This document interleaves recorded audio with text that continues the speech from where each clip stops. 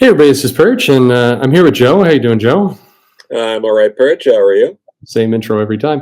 Uh, we're here with Rodney Barnes. Rodney, how are you? Doing okay. Now I feel compelled to say something wrong now, since you guys say okay every time. But yeah, I'm doing okay. That's just how it goes. Look, I'm very excited to talk to you. Obviously, there's a project to talk about. You have a project on Zoop right now called Ghosts, and we want to learn about that. But also, because we were talking before you hit record, I think you've got a pretty awesome career, and you did some pretty amazing things in screenwriting. You worked on all kinds of stuff. I mean, from a comic perspective, you got American Gods, but you were on Boondocks. You were. We want to hear about this experience you had with Blade. Like, you got a lot of parts, and then you chose because of, as they say, because of the love of comics to get into comics. So that's somebody who had that screenwriting job and into comics. So I went the other way. I went back. But yes. Yes. I can't wait to get into that. But as we, before we do, just tell us a little bit about this project that's going on right now that people can get in there and support. Well, Ghosts is a mashup of a lot of cool characters that come together for a collective goal. Almost think Scooby Doo if he decided to team up with other Scooby Doo like characters. My character, my and Jason Sean Alexander's character, Nita Hawes from our book Nita Hawes Nightmare blog, joins the gang and they go on a supernatural adventure with a bunch of other cool characters. Awesome. And you've got a pretty good group of creators on this too.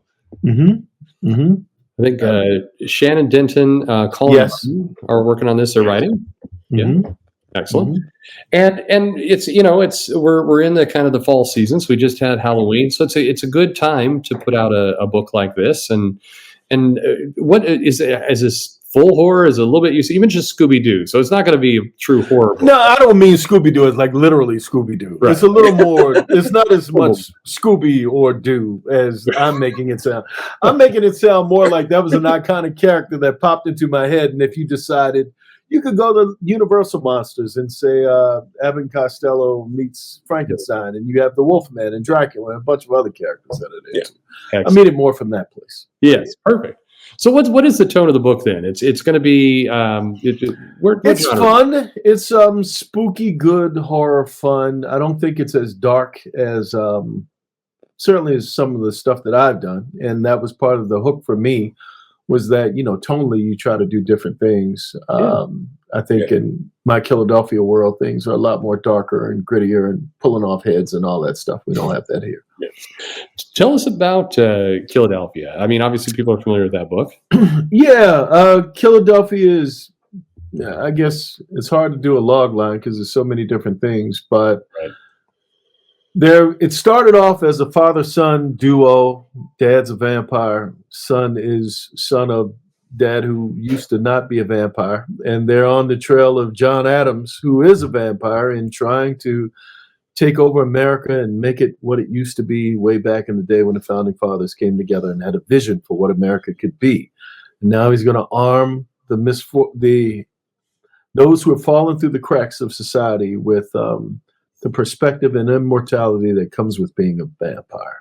Nice. That's a good. Okay, you did the pitch. Yeah. And now it's coming back on November 15th. Yes. And we're gonna see Spawn in that issue. Yeah. Big shout out to the Todd father, Todd McFarlane, who gifted us for a short spell his greatest creation, Spawn, to come to the gritty streets of Philadelphia and fight some vampires. And you work with was it Greg Tumbarello as the editor on that? How did you two end up connecting? Well, when we first started Killadelphia, I think Greg was recommended to us, and Greg has basically edited virtually every indie book that I've done. Both for my imprint, Zombie Love Studios, Blackula, he did that, and Killadelphia and Nita Hawes Nightmare blog. So, Greg's been around for a minute. Yeah. And one other thing with Killadelphia here is now you're about to have issue 31 come out. That is, at this point in 2023, almost unheard of in the indie scene. That's what I hear. Yes. Yeah. I'm glad you hear that. I mean, and even at Image, outside of the founders, Kirkman, Saga, and a handful of other things, I'm sure that like Radiant Black and Time After Time and a couple of other books are going to hit that, but it's rare. So is that something you think about? Because I mean, I imagine people probably ask you, how do you make that happen? And you're probably like, well, it just did. I don't know what to tell you. I mean, again, Jason, Sean, Alexander, and I, it's probably the child that keeps our marriage together. Once we stop, we may never speak again. Once you start and you keep finding storylines and reasons to keep going, you just keep going. I mean, we do have an end point in mind, but for right now, we're having fun. And I think it's a great palate cleanser from some of the other work that, certainly I have to do in other areas, that you can come back to something you truly enjoy that doesn't have a whole lot of filters and boundaries and other voices involved, that you can just write for the fun of writing. I love that. And I mean, Killadelphia is quite popular. I mean, it's one of the indie books you hear about a lot. It's consistent in how it moves. I know there's been noise of there being a TV series at some point. Is that still potentially a thing? It is. I just have to write it. I've been so busy writing other things that I really haven't had an opportunity to just sit down and bang out a pilot. I wrote one. And after I saw Interview with the Vampire on AMC, I went to a early screening. I was like, okay, I got to go back and do that Killadelphia thing over again, because I was really impressed with what they did and the amount of passion that they put into it. I think it was a solid story that I told, but when you look at the landscape of viewership and trying to get eyes when you have 700 channels or 700 different shows on, at any given time, you want to infuse it with the type of life that I think it deserves. So I just got to write it again, is the long-winded answer. No, but as Joe said, it's a long-running series in modern comic terms, a long-running series. Have you thought about relaunching it as a new number one? No one ever really. No one's suggested that. Now I guess we might, relaunch it as a number one to get some more folks in. I like that. No, I haven't. It just keeps going. It wouldn't be fair to say, we're on issue 29 and come back for issue 1. We're going to start over again. But Now, another book. You're right. That would not be fair. I don't know why anybody would do such a thing. But also launching this month, I think, if the schedules are correct, you've got a Luke Cage book out with Marvel. Is that right? I think it's December. Is it? It might be December. But yes, I do. The beginning of gang war, because Luke Cage is the mayor of New York, and New York's in a bad place right now. This gangs breaking out, and taking over things, and setting the city on fire. It's pretty bad. So you got the Anti-Vigilante Act. You've got the Anti-Vigilante Act, so superheroes can't be super and stop all of this stuff. So what are we going to do? What's Luke going to do? So you can't reveal anything of the plot, but I mean, this part of the dynamic of Luke Cage is when he took on this role of mayor, it was this opportunity to kind of show him outside of the superhero world doing this other job. And there'd been this tease. I know it was up with the Thunderbolt series, teased it a little bit too, but just when is he going to come back and get his hands dirty? So do you think, is he getting his hands dirty this time, or can you say? How can I say? Sweet Christmas. Can I say? I said the urge is there. I say that the urge and the desire and the need for him to do such a thing is there. Whether or not he'll do it, I don't know. Yeah, that's fair. Now, the published cover of the book has him standing on top of a car with the ripped out parking meter on his hand, and he looks like he's slightly on fire. So I can understand that he might have that urge. That's what I'm saying. He's he's perturbed now. If somebody was shooting at me, I don't have like indestructible skin, but if I did, I'd still be pissed off that they even more so because there are repercussions now because I'm indestructible. But yeah. I like it.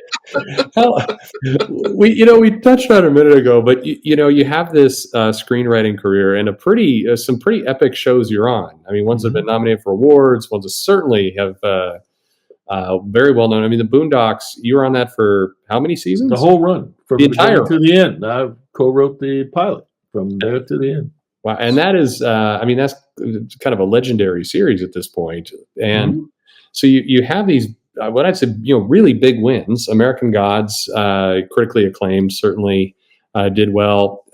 Joe brought up, now you got your start on what? Was it when you moved out to LA, you were saying? Blade was my first job. Blade was my first job in the business when I was living in my car. I got a call and asked if I wanted to be a production assistant on a movie, Blade. And I did that movie from the beginning to the end. It was a great experience, too, because I love comics. And, Blade was a great jumping in point. Yeah. And Blade's had a bit of a resurgence lately, as you were bringing up, Joe.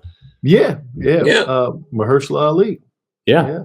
I'm doing Jack Johnson with him right now. Here's this script I've been working on. Holy shit. Okay, yeah. Nice. There's no video here, but it's for the people listening, he just held up a script. I did. I held up a script. Right there. That's awesome. Yeah. And, you mentioned your love of comics. What were some of the comics that either you grew up with or that made you be like, I could do this?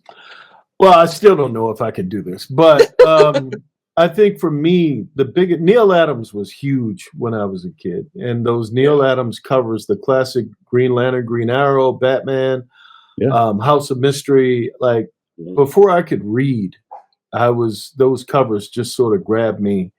They just had this realistic look, and his ability to get me in.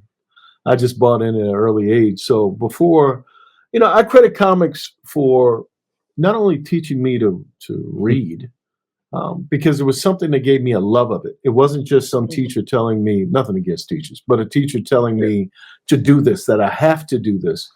I built up a pretty strong addiction. I don't know what the equivalent to heroin was for a kid who was 5 or 6 years old, but I had to have comic books. And even to this day on Wednesdays, I go and buy a bunch of books that are still in the bags that for weeks and weeks and weeks that I don't get a chance to read. Yeah. I think this is, you're creating an unbroken streak of everyone I think we've interviewed over the last, certainly last half dozen interviews, same story. All of them credit comics as kind of teaching them how to read and getting in at an early age. It made it fun. It actually made it like something that was a recreational part of life. Yeah. Not just something like turning on the TV. It was just something that you did, not something someone had to tell me to do. And so when I grew up, same thing. I comics was where I started to read from, and you said it well. It's nothing against teachers, but if you're choosing to get into it, the teacher's job gets a hell of a lot easier, for sure, because you're there. Did you have the same stigma, by the way, as a kid, where people say that's not a real book, and did you face any of that? No, they were called funny books, and I had to hide them because my grandmother would just throw them away because they were considered to be like disposable entertainment. They weren't seen as something that you collected, and my friends and I collected them, but my grandmother, God bless her, probably threw away $1 million worth of comic books just in the name of keeping my room orderly. But the elderly. Yes. Every time. She couldn't relate. Stealing our money. Yep. No, that's awesome. So, you're doing these jobs, you're doing the screenwriting, you're in this business, and so many people, you hear all these stories about I'm doing comics for now until I can get that Hollywood gig, and I'm going to run out there and get a bunch of cocaine. No, I'm just kidding. No, but have that fun. Yeah. But for you, the passion of comics, you've got these really award-winning pieces in your arsenal, and you steer back into comics. Yeah, I was working on the show Runaways for Marvel, and we were renegotiating my contract, I think, for another season or something or other. And as we were talking, and they were like, what do you want, blah, blah, blah. And I think I said, if someone at Marvel, someone could make a call to Marvel Publishing and let them know that I really would love to do a comic book, I'd really appreciate it. And Falcon was my first assignment Nice. for Marvel, and it came out of nowhere. And I just had like the next day, start working on the script. I had no idea how to write a comic book script. I think that was evident in some passages, some of the rhythm. And I remember my editor said his first critique was, "This is ponderous to read." Oh no! And which isn't good. Wow. I knew what the word ponderous meant, but I didn't know it in the context of the way he was using it. And until I got the art back. And when you get the art back, you almost have to move the words out of the way to see the art because there was so many of them. And I think I credit that with being the beginning of the journey, because I had to figure out the way I have in film and TV, what style, what my voice was, what it is that I do. And I think being able to say more with less is something that I developed along the way because of that note, just kind of carving away words that aren't needed and being able to discern how best to make a relationship with the art. Yeah. And clearly you enjoyed it. I mean, it's because you kept going, and I'm sorry. I was determined. I was determined. Yeah, it was more of a thing of because I wasn't completely happy with the way the Falcon came out because of me. Josh Cassara, who did the art, was fantastic. He saved the book in a lot of ways, but I wanted to get better. I wanted to figure it out. I wanted to see what my style was, what my voice was. And it took 3 or 4 books to sort of get to a place where I got more and more comfortable. And I would hate it to have seen Killadelphia if that was the first thing that I tried. It wouldn't be what it is today, I think. Yeah. And you had good support from the industry. I mean, your editors just kept kind of steering you, or how did you? No, it was more intrinsic. And I think working with Jason, I give Jason a lot of credit, Jason Sean Alexander, because he's sort of my constant reader. He's the guy that gets the scripts first, and I'm trying to impress him before anyone else. And so his reaction was sort of would dictate how many more drafts I would do, or his taste level was sort of the barometer for what I wanted a book to be. And if you do anything long enough, Lord willing, you get better at it, unless you just shouldn't be doing it in the first place. But, the opportunity to do it over and over and over and over and over again in different mediums, different genres, different things, you sort of figure out something. Yeah. And you got roped into doing a lot of books over at Dynamite the past few years, right? Yeah. Nick's gotten you in there. Yeah, here's Alice Cooper right here. My comps came. Yeah, my comps came. Nice. Today. Nice. Yeah, no, Nick's great. I mean, Nick gave me an opportunity. James Bond, Army of Darkness, Alice Cooper, and we're talking about doing a couple of things. It's an opportunity to do things that you wouldn't. They're so radically different from Killadelphia or the Star Wars books that I do or any of the other stuff that to me it's a way of just continuously getting better. I'm a huge fan of Richard Matheson, the late, great Richard Matheson, who wrote I Am Legend and Somewhere in Time and a bunch of other great books. And I was always in awe of his ability to not just write books and short stories, but television like Kolchak the Night Stalker and The Twilight Zone and just different things. The Pit and the Pendulum. I wanted to be that kind of writer who could write different things. And you only really get better at that when you take a shot at it. Yeah, definitely. No, for sure. And catch me if I got this right. So you also do a decent amount of public speaking, is that right? Somewhat, yeah. It sort of fell into that place where I go to colleges. I just left LSU. I spoke there and at the Louisiana Book Festival. But it sort of comes with as you're promoting things, at Comic-Cons when you're doing panels, and I do stuff for schools and different things. So yeah. Do you? Well, now I kind of get 2 questions at once. When you do things for schools, are you now trying to get more of that kind of comic book mentality into younger kids, or is it higher level schools? It's mostly professors who love comic books who ask me to come and talk about them for whatever reason. It's weird. I went to a Boys and Girls Club, and I brought them some comic books when I first did Falcon, and they didn't know what they were. Like, they thought comic books were the TV shows and movies. Like, they just didn't have a relationship with comic books. And you think about it, when I was growing up, they were at every convenience store, every corner store, every liquor store, everywhere, grocery stores. And now you have to go to a comic shop, or you have to go to Amazon or Comixology or someplace in order to get them. So you don't build that immediate audience with kids unless you have a parent who puts it in your hand. And they're $5 or $4. And whereas they used to be 10, 12, 20 cents, 25, that was a big deal when they became a quarter. And people were complaining, and so now, they were like $4. It's a different world.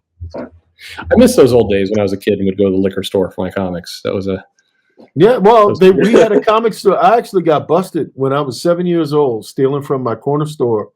I didn't have any money. It was between lunch and comic books, and it was a hard fight. And the guy caught me stealing. I think it was an Avengers, a George Perez, John Byrne Avengers, and he banned me from the store for 2 weeks. So, oh man, yeah, and now you can stop my life of crime. Well, my life of crime continued until I was about 9. But Nice. How you talk when you're on the speaking circuit? It says you talk about comic book culture. What do you say when you're talking about comic book culture? Well, it's according to who I'm talking to and what they want to talk about. Sometimes I talk about what comics used to be and what comics are now. They used to seem so simple. I remember there was a run, I believe it was in the 80s, mid 80s, late 80s, when you had Swamp Thing was great, X-Men were great, Avengers were great. It's like you had so many great books. And then I think with Eclipse, Miracle Man, it was so many different types of books and things. And now it seems like they're so heavily tied, the big two, they're so heavily tied to television and film that they feel like different now. It's almost like a bridge to those things versus something that's simple. If that makes sense. Overthinking it, maybe. I've tried to put my finger on it. Perhaps, but it's just a thing to where it's not as. I walk in a comic store and you're almost overwhelmed. It's hard to just jump in. Like, I know the culture because I'm a part of it, and I've since God knows how long. But for the uninitiated to walk into a comic shop, where do you start? There are like 8 Batman books and there are 8 Spider-Man books, and there's just so much of it. And when I was coming up, there were 1 or 2, and if there was a third, it was a big deal. Yeah, it's funny you say that. One of the things that we've done on the show for quite a while, and usually I started this as a way to torture Joe, and then it became a different bit. Yes, we look at the amount of comics coming out every month, and what you're saying is exactly right. If you look at the last 5 years or so, you're really arcing to a place where it's 600 to 700 books coming out a month, right, from all these publishers. And it's like, again, you go to a store, what do you do? Right. And how do you follow them all? How do you follow? Where do you follow? Where do you get in? It's like when you look at sales, and when you were talking about making it a number 1 again, that's a thing now where people will make everything a number 1 because the number 1 sells, and then 2 goes less, and 3 is less, and 4 is less. And, by the time you get to 10, you might not exist, as a book. So, I grew up in an era, I said this the other day to somebody, with like Flash was 327 and Detective Comics was 400, whatever. And you never even thought of, what issue they were on. You just sort of went with runs like this. Mike Grell might come in and do 5 issues, or somebody else would come in and do 5 issues. And now it's marketed a lot differently, I think. Yeah, for sure. I saw an article, actually, or not, it was an old column back from the 80s when they launched Web of Spider-Man. It was a new number 1 book. And there were still the old Spider-Man books. They didn't cancel anything. But one of the debates that was going on is it healthy to launch a number 1 book because we'll lose our readers? That was the thinking at the time. And if you fast forward time machine, I do miss that. No, for sure. It felt like an event. Yeah, it did. Yeah, exactly. Right. Yeah. It was a special. It was something kind of even more unique, and now it's more of just a business plan. Mm-hmm. Big time. Yeah. So you kind of moving kind of back for a moment. So you get this job at Marvel. You start doing these books. You said it took you a few times. You got kind of your legs under you of writing these books. do you feel a lot more comfortable now where you could just kind of pick up any title and go with it? Not any, but there's certainly, you give me a horror title, there's a horror thing that I do. Certain superheroes, speak to a thing that I do. I sort of like being challenged to the unknown. I'm going to be working with DC a lot more in 2024, it looks like. Cool. So, Nice. along with still working with Marvel too. But it's exciting to always try, again, when we were talking about Dynamite a moment ago, just to do different types of books. I'm a big fan of, guys like Marv Wolfman and Len Wein, like, guys from when I was coming up. And they did a bunch of different types of books. They didn't just stay on one book or one style. Some of them did, but I like the idea of jumping around to see whether or not I can do a thing. Yeah. Now, when you're writing, you the point of being a writer, you have something to say. Yeah. And a lot of the things, not all of them, but a lot of things you've written over time have dealt with legacy. Going back to your roots, the past, relationships between the kids and their parents. What is it about like legacy, and what do you feel you have to say about those sort of things in your work? A lot of times it's cathartic. That thing we were talking about earlier, where I was trying to find my voice, a lot of it, I realized that I write better when I'm writing from something that I know or something that I feel.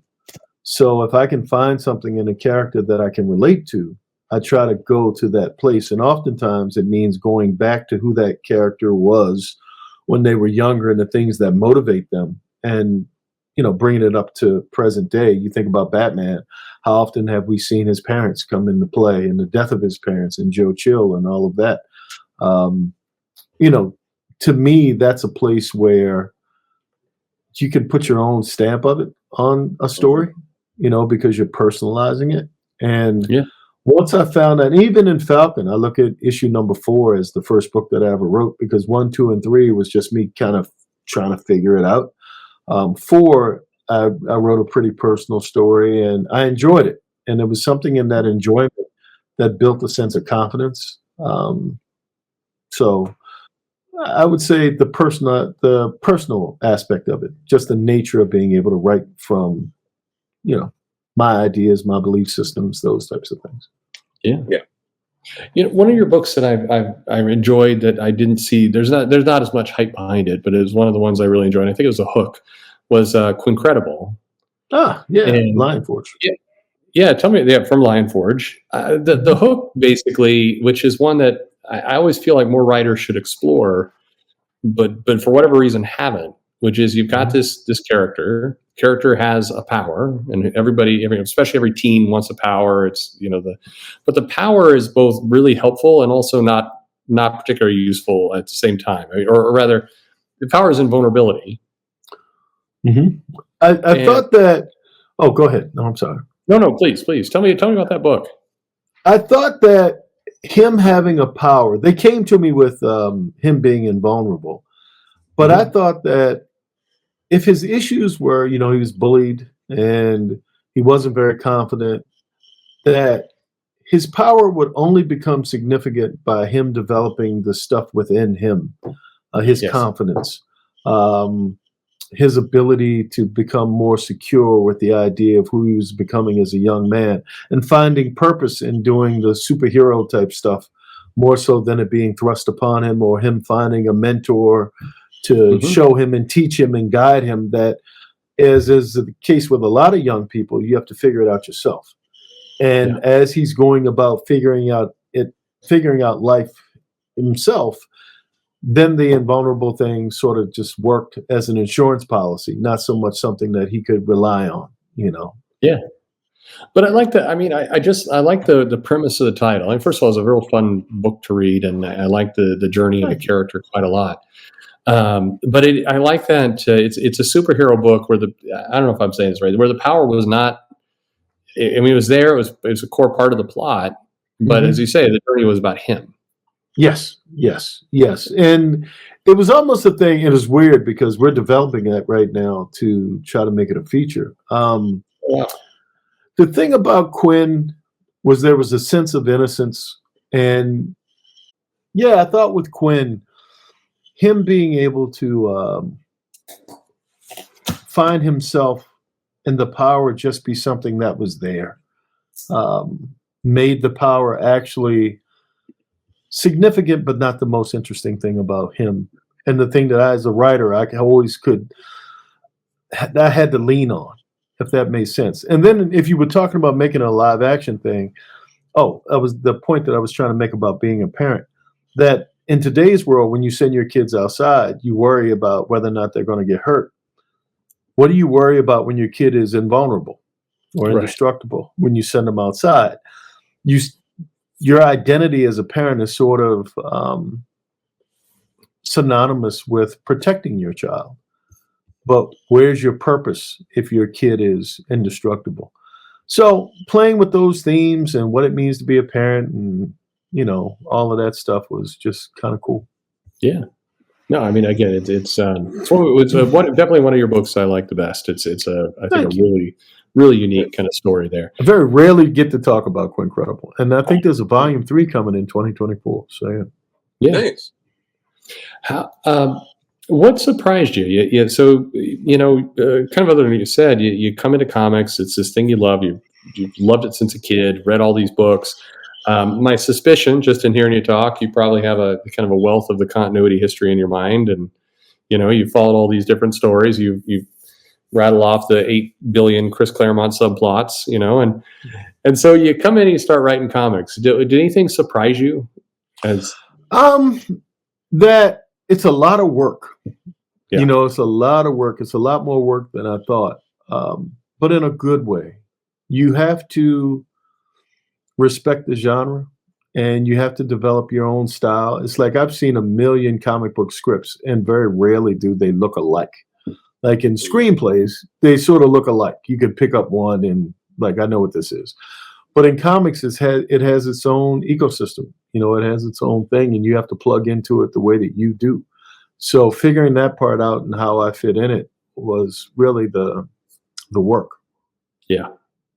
No, that makes sense. And again, do you design? I mean, you're going to keep doing this. You're going to continue to make comics, and just you're stuck now. You can't. Well, I did another show, Wu-Tang: An American Saga, for Hulu, and there was one morning in Battery Park, and right outside of Staten Island, and it was about 4 a.m, and it was 4 degrees below zero, and I remember standing next to a little space heater, like really, really cold. And I was thinking to myself, I'm not going to do this too much longer in life. This is misery. So I have to find other things to do to occupy, my mind. Comic books I can write here in my home and in my office and, keep the heat on and I'm good. So basically what I'm saying is, Lord willing, if life continues, I can do this as long as somebody will hire me. Yeah. Since you brought up Wu-Tang, I'd love to know your thoughts, why Wu-Tang has persisted in popularity for decades. Why they're so important to? They're like Americana. They integrated pop culture, film culture, comic books. It wasn't so much just braggadocious. It wasn't so much just talking about one thing. They had so many different philosophies and stuff that they merge. I mean, shout out to the RZA, for just adding so many different elements into it that made it evergreen. I mean, I remember when RZA was interviewing me and he was asking me what I knew about comic books. And we got into a detailed conversation about Tony Stark. And I think that's probably what got me the job. But it was like, that's not what you typically get when, in a lot of conversations when you're dealing with hip hop in general. You're not talking about Shaolin this and what's your favorite martial arts film and those types of things. So I think their ability to just integrate a lot of different subjects into the music is the thing that kept them so interesting. Nice. Yeah, definitely persistent. and you're still, of course, in the meantime, you're doing comics. You're still doing tons of screenwriting. You've got other projects going on. I mean, I was trying to get a kind of a portfolio, and what I noticed here is there's a ton of things you're attached to. like I got kids. I got kids. Yeah, I got to pay for these kids. They're in college, so yeah. Yeah. Any projects that you're really looking forward to, other than all of them? But what projects are you really looking forward to? Jack Johnson. There's a miniseries I'm doing with Mahershala Ali at HBO for 6 episodes. Awesome. I think yesterday or the day before it was announced I'm doing another Longest Yard. My take on the Longest Yard. Nice. Awesome. What else? I've got a sci-fi horror thing I'm doing for Ryan. Got a couple biopics I'm attached to that I'll be working on. Nice. The adaptations, Killadelphia, bringing that to TV. I'm looking to my whiteboard because my memory's gone now. A lot. Longest Yard, blah, blah, blah, whatever. I got a sci-fi movie I may be directing and writing. I've got a horror film I may be writing and directing. And a ton of comic books. So, yeah. Is next year? It sounds like next year is going to be kind of the biggest volume year. I mean, just Lord willing. I mean, I think I'm ending this year with a bang. A lot of things are due between now and 12/31. So, Lord, it'll carry over into the next year. It's weird, even with this business, time just moves. It's like there is no 23, 24 at all. Blends into just time. This is probably a very odd question. Maybe we may land completely wrong, but through COVID, a lot of people had to get comfortable with working from home. Mm-hmm. As a screenwriter, as a comic writer, I'm assuming you're working out of a home studio. That's just normal. It was perfect. I loved it. Yeah. I don't have to. All I have to do is get up and go into another room, not get on the 405 and sit in an hour and a half's worth of traffic. Okay, I mean, I'm used to it, and now even with these interviews both like this and other things, Zoom has become a part of life now. I pitch things. I pitch TV shows and movies, and I've had probably 4 or 5 meetings today just on Zoom. Yeah. Okay. So your teleconferencing is your new life, and do you find as a number of writers have talked about kind of the inspiration of going out and engaging and seeing something and seeing people and everything else, yet kind of that balances with the fact that so many work from home. Is there a paradox there? No, I'm becoming like the guy in Up. I'm becoming the old guy. I'm happy to be in the house. I'm afraid now to go outside after 10 o'clock. Okay. Dateline is my friend. An all new Dateline is like that's what I live for now. So, I don't mind. I feel like we've somehow almost talked for 40 minutes and not mentioned Winning Time yet. Yeah. So, and you were EP on that, right? Yeah, executive producer, writer. Yeah. Yeah. And I acted from time to time. I was in it a bunch of episodes too. So yeah. Awesome. Yeah. So what excited you about that project? What did you feel that you could bring to that project that would elevate it? Well, that period of time with Magic Johnson and Larry Bird, the Lakers of 1979-80 is when I fell in love with basketball. I actually played the game, not like that. But there's this point where you're on the playground just throwing a ball up near a hoop. And then there's a point where you're playing it in high school and it's competitive and it's like real. And you're starting to see the game in a different light. And that's around the era where I really started to pay attention to it as more than just entertainment. It became like a part of life. And I remember not just the game, but all of the stuff in society, like the gas lines and the political climate and all of the stuff that was happening that people were talking about during that time. So anytime I could go back to a time that I know, again, it's like with comics, it's a different level of confidence that you bring into it because you know it in a different way. You don't have to just read it in a book or study something. There's something that you know intrinsically because you lived it. Yep. Yeah. You're working on or worked on, sorry, this anthology series, Things That Make White People Uncomfortable. Well, not anymore. That died. It was going. It was white people going to be really uncomfortable, but they get to be a little more comfortable now. That was a series based on the football play. Yeah. That was a series based on the weeks after Starbucks stopped selling pumpkin spice lattes. That may have been yes, or it was Michael Bennett's book. Yes, probably that one. Yeah. Yes, that was it, and it was going to be an anthology series that was sort of a subversive kind of Twilight Zone-ish type thing. But when I think Max cut a bunch of things, HBO Max, when they moved in a different direction and started letting a lot of things go. But we were in deep development on that at the time. Yeah. I'd written a pilot and a couple of things. Well, Michael Bennett, I mean, that was a book that got a lot of attention. It did. Yeah. It did. Pretty powerful story. Yeah. Yeah. No, a lot of it, I think there seemed to be a lot of things that fell victim during the kind of the HBO culling. Mm-hmm. The Red Wedding. Yeah. The Red Wedding. Yeah. Well, for you, what do you think is something that you've noticed that makes white people uncomfortable? Boy, there was a joke that came immediately to mind that I can't say. I'll say taxes. I'll keep it easy. I'll go simple. Young Rodney, Boondocks Rodney, he would have had a different answer. But this Rodney, taxes. That's fair, and it's accurate. I'll just go there. Yeah. That's more irritable. There you go. That's more irritable than uncomfortable. But anyway, somebody's uncomfortable because of taxes, right? Absolutely. Now, I promise you. Yeah. Boondocks. I mean, you still obviously, I'm sure you still get lots of questions and interviews about that. Big time. Mm-hmm. Forever. Big time. Did it surprise you at all how that show took off?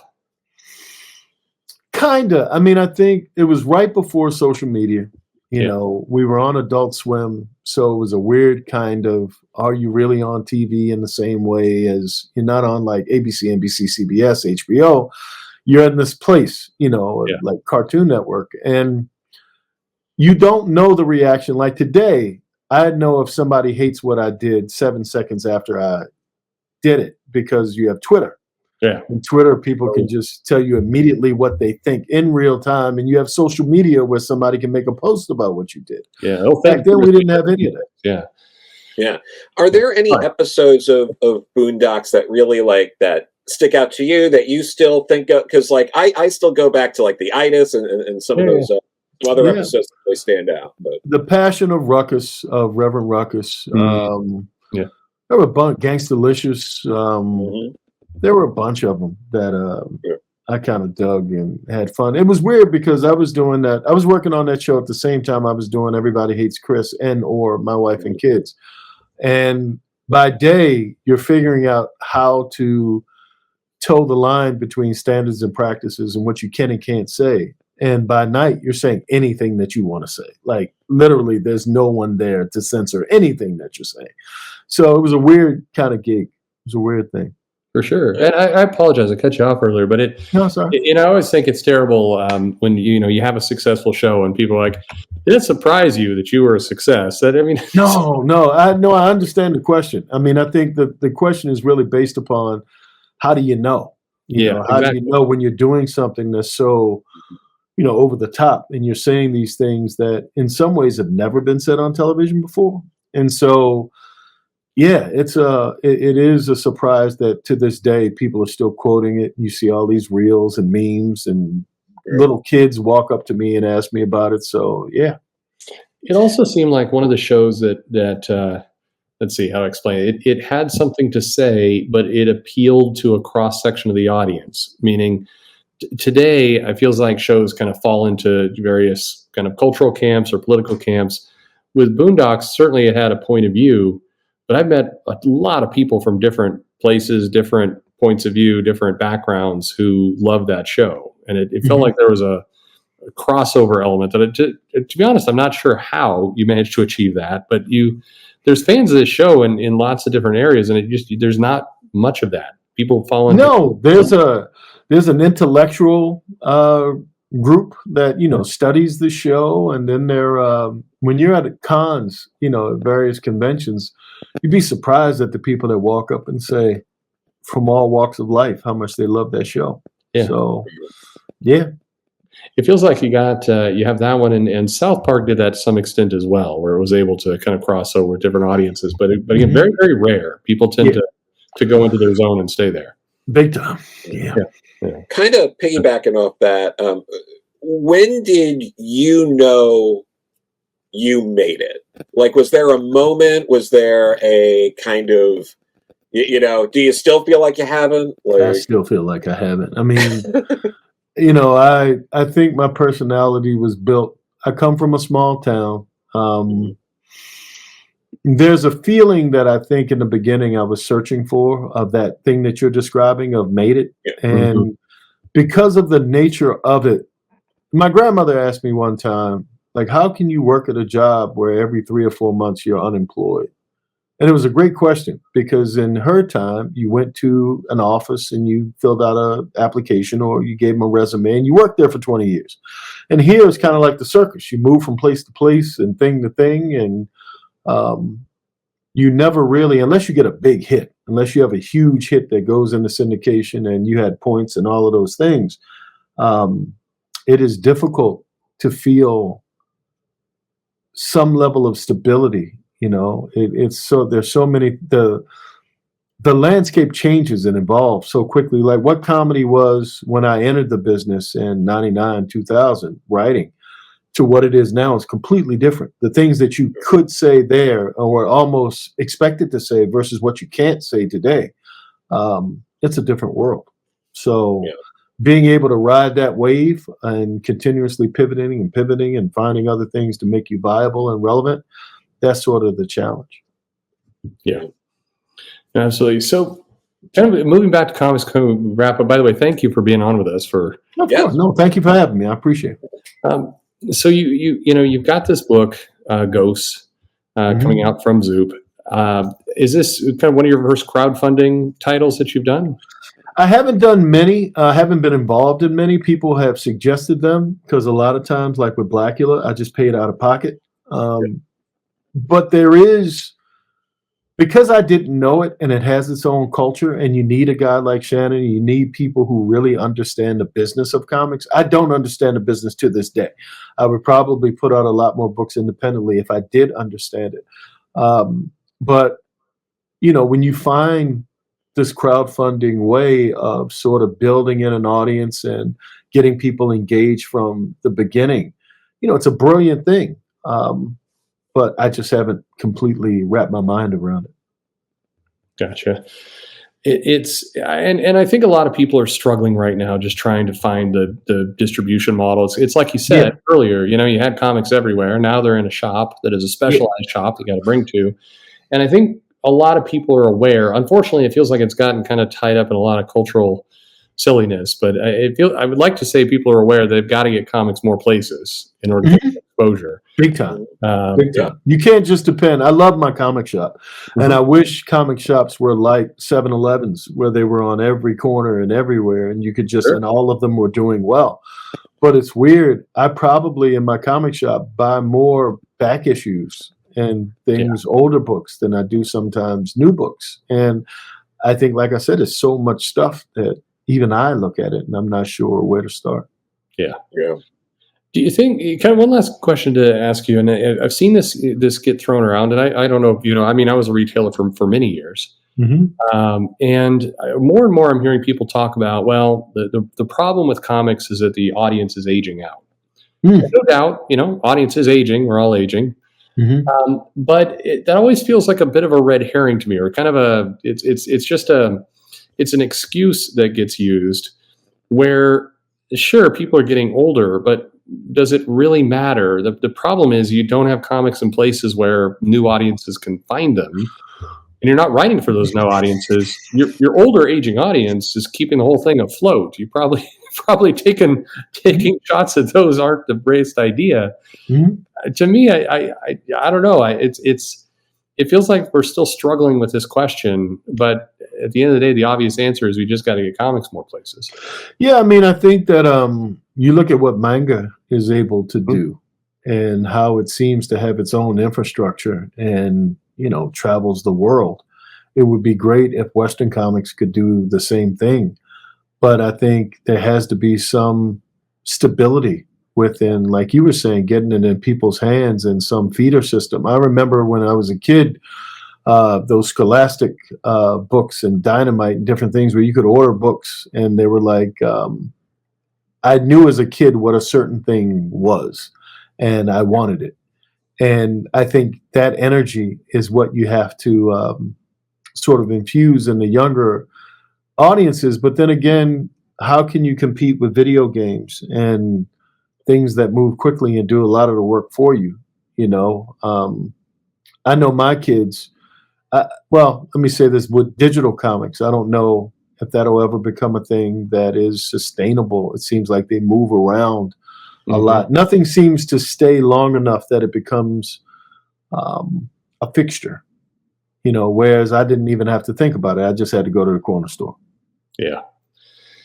How important do you think is it? I mean, in kind of the time you were growing up with comics, myself, Joe, is what we, it was common that you're picking up issue 300 or issue 400 or, we're getting to a landmark 750 issue.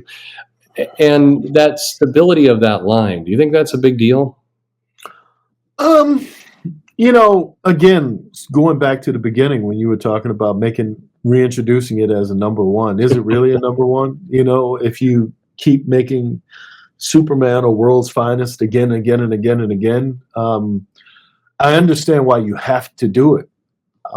But that thing that made me get into the 300s and the 400s of a book or not paying attention to it was that Frank Miller was doing a run on a thing, or like I said, George Perez was doing a thing, or John Byrne was doing a thing. And there was some guy that my relationship was more with that team, that art team and writer, than it was necessarily with what number was on the cover of the book. And I guess that one is for collectors now. Everybody wants the first one for collecting purposes. But just from a reader place, I was just more like what's going on inside the book. And that was the thing that would hook me. So, Yeah. Well, listen, I want to thank you, first of all, for all the time you gave us tonight. Yeah. And I hope people do check out the links in the description. You've seen it on the screen here for Ghost, Halloween special. But in addition to this book, as you've been talking about, you got this rich library of content, both on screen and in comics, that people should go check out. We'll point them to your site. If somebody's coming to you for the first time, and this is a terrible question in a way, because everybody's going to be looking for different things. Mm-hmm. If somebody comes to you and says, I really want to read something. I like what you had to say. I want to read something you do. What are you pointing them at? Killadelphia. I mean, that seems to be the sun that everything revolves around, and then probably Blackula. I think those two books sort of have become synonymous with me, and I think good palate cleansers and getting you ready for the rest of the experience. Those are the two I push the most. And Killadelphia 31, which has Spawn in it, is out November 15th. Yeah. And then when is the Alice Cooper comic out? It's out. I think that was number 2, and I think number 3 is coming next month. Okay, so it's you should be able to still snag copies of number 1, hopefully, and and then your Luke Cage book is coming out in December. Still doing The Mandalorian, so I think season 2 of The Mandalorian, and nice. It's a bunch of stuff. And I have a podcast, a horror podcast, where I'm reading scary stories, dropping November the 14th, so the day before Killadelphia comes back. So There you go. Oh, beautiful. You keep it busy. I'm trying to. My anxiety has a place to go. Let's say it won't just sit there. And we'll have to, people have to go to the shop and see if Luke Cage is going to bust some heads. Although I can't help but notice in the solicitations for 2 it's a lot of muscle. You see a lot of bullets. You see a lot of things. It would be tough to have him just standing there for 4 issues. That's all I can say. He is in a mass destroying some kind of robot, but we'll see. But we'll see if that action comes in. I'm sure it's going to be a great book, and you teased some DC work, so a lot of stuff you have coming out in the future. I do. Rodney, thank you so much for the time here tonight. And thank you. Hey, as these books get announced, we'd love to have you back on, talk about what you're doing over at DC. Happy to. Mm-hmm. Happy to. Excellent. All right. Well, thank you very much. And thanks, everybody, for listening in with us. Bye-bye.